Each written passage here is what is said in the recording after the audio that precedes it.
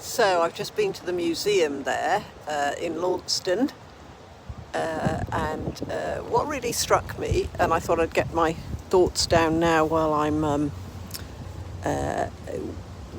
thinking about it, was a documentary by a man called Olegas Truchanas,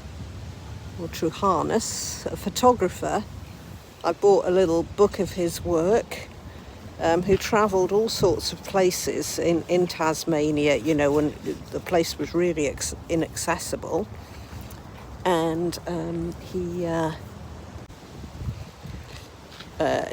was very into wildlife and conservation and so on. I'm just in the university, between the university and the museum at the moment. As you can see, there's a kind of quite beautiful wild garden here, and there's something called the sharing shed, so I'm not quite sure what that consists of. But anyway, back to David Truchanas and Olegas Truchanas. And anyway, he went to all these inaccessible places, took some beautiful photography, and he died on his canoe, you know, because you sort of had to often take rivers and stuff in Tasmania to get to places. And he died in his canoe going, I'm not sure from where to where, but it was really sad, you know, because he was such a brilliant photographer. Just showing you a bit more of the wild garden here. Yeah, you know, and he was obviously quite brave and intrepid to go to these places.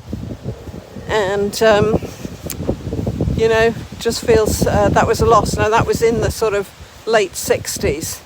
And the other thing that happened was, you know, his house in Hobart, in North Hobart, quite near where I am now actually, got destroyed.